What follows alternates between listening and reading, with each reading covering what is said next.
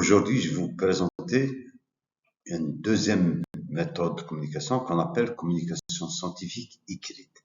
C'est-à-dire comment écrire les résultats de ces travaux de recherche en général, comment les présenter.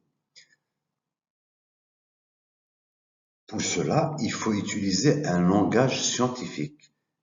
يعني ما نقدروش نستعملوا اي لغه لكن هناك لغه علميه لازم نستعملوها في تقديم النتائج. C'est quoi le langage scientifique? Il est utilisé entre spécialistes ainsi que pour les publications scientifiques. Dans le temps, il y avait plusieurs langues scientifiques unitaires. واحد في زمان كان اللاتينيه, le latin pendant des siècles. Après, il y a eu l'allemand qui a dominé jusqu'au XXe siècle, حتى 1900 حوالي. Et au 19e siècle, entre 1900 et 1999, il y avait trois langues qui ont dominé le langage scientifique, c'est l'allemand, l'anglais et le français.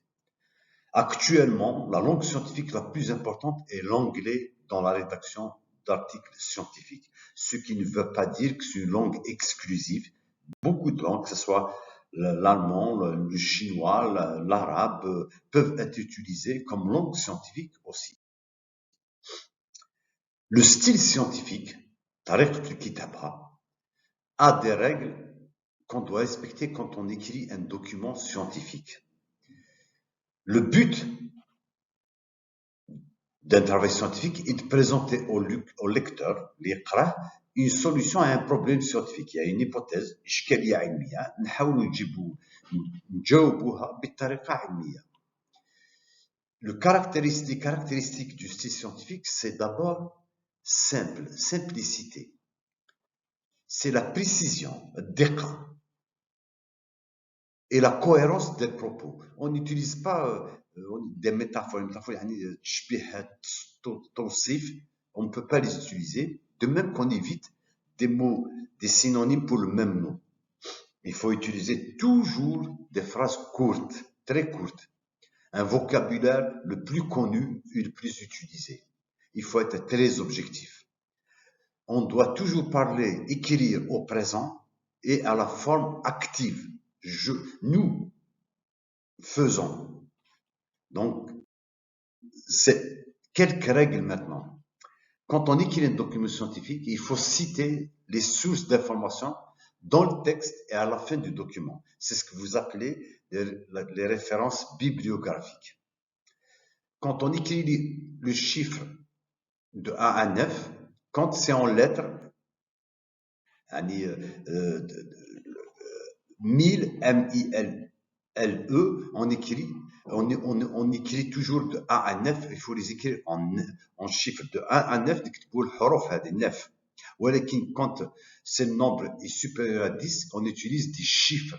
Donc 1, on écrit 1, 2, on écrit D2, c'est-à-dire 2X, mais 10, on écrit DIX, 10. C'est ça la règle de rédaction quand on écrit dans une publication scientifique.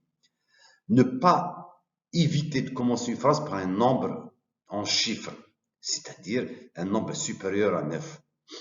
Utilisez toujours la forme impersonnelle, ما تقولش أنا ولا نحن, nous. Non, on n'utilise pas ces deux formes sont pas acceptées personnelles, il faut pas les utiliser. Enfin, cinquièmement, il faut éviter je pense que, selon moi. Je pense que n'est pas scientifique. Selon moi, ça ne veut rien dire. Donc, on n'utilise pas ces formules. Il faut utiliser la lettre E au lieu de le symbole. Par exemple, and en anglais, au lieu de E. Utiliser les relations d'un paragraphe à un autre, c'est-à-dire من فكرة إلى أخرى, نديروا بيناتها علاقة. Par exemple, نقولوا par ailleurs, ainsi, cependant.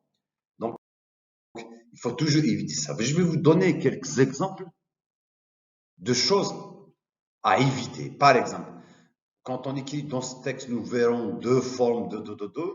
On dit il existe deux formes. Style direct, simple.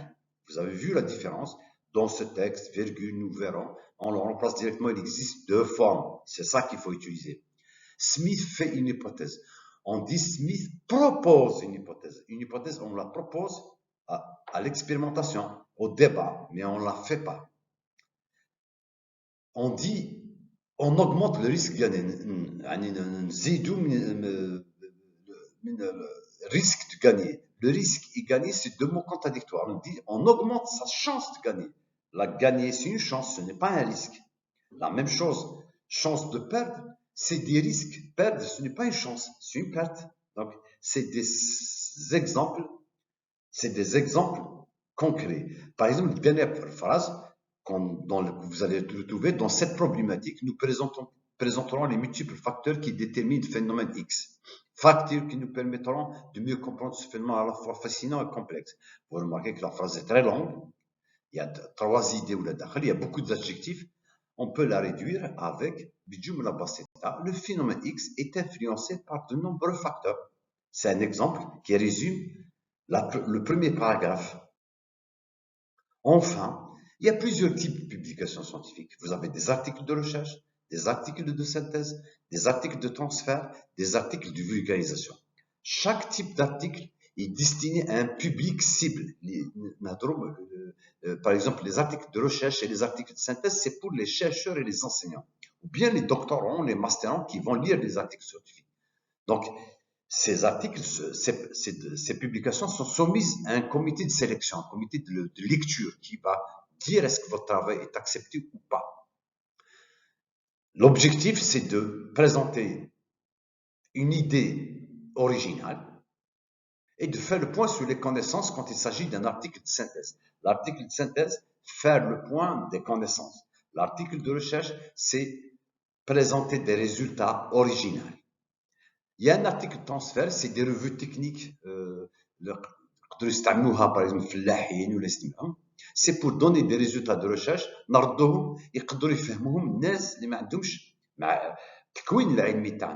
Enfin, les articles de vulgarisation, qui نتوما راكم تستعملوا ويكيبيديا ولا تستعملوا des sites اللي يبسطوا الاشياء هكذا هذاك هي ce qu'on appelle vulgarisation هي للناس وكل المجتمع عامة.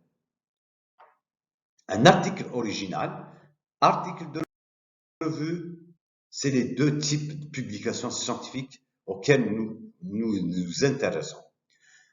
Dans les autres types de publications scientifiques, nous avons aussi des ouvrages individuels, un livre écrit par des chercheurs ou un seul ou plusieurs. Il y a des ouvrages collectifs écrits par plusieurs auteurs. Et vous avez des chapitres dans un livre. Donc, la différence entre l'ouvrage individuel ou collectif et le chapitre, c'est que le livre permet de faire point sur les connaissances sur le sujet.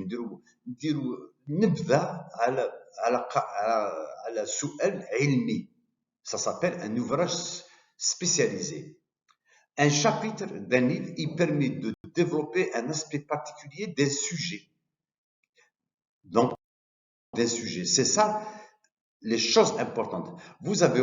Après, vous avez bien sûr les manuels techniques, les ouvrages, c'est des livres. Manuel technique, par exemple, comment faire la culture de tomate. C'est un ouvrage technique. Depuis le début, la récolte. Ça permet d'aider les professionnels à utiliser, à aider les techniciens en utilisant des fiches techniques. Dans les publications scientifiques, nous avons aussi ce qu'on appelle des communications dans un congrès. Quand c'est un congrès, si notre article est acceptable, il peut être publié dans ce qu'on appelle un proceeding, kitab al-mu'tamar. Il s'adresse aux chercheurs, évidemment, mais l'objectif essentiel, c'est de se faire connaître et créer des contacts avec des autres scientifiques pour voir sur quoi ils travaillent, connaître leur travail et essayer de faire le point avant de proposer une publication scientifique elle-même. La dernière publication, c'est ce qu'on appelle un poster. Comment est structuré un document scientifique? Un document scientifique doit avoir une suite logique, définie et claire. Suite logique, structure logique, définie, claire. Les articles scientifiques sont souvent organisés selon le schéma IMRAD. Ça va vous rappeler la méthode de présentation en poster, c'est-à-dire une introduction des matériels et les méthodes utilisées, les résultats obtenus et discussion. C'est la même structure qu'un poster. Vous avez un titre, vous avez un résumé où vous dites l'arrière-plan des hypothèses, le plan expérimental, les résultats majeurs, أهم النتائج ملخص نتاع l'article. Vous avez une introduction. Enfin, vous avez les matériels utilisés, les résultats obtenus, conclusion, et vous dites tout ce qui est dans la conclusion, on met tous les résultats qu'on a obtenus, on les explique et on donne des perspectives que votre travail va ouvrir. Enfin, on fait des références bibliographiques. C'est la structure d'un poster que nous avons vu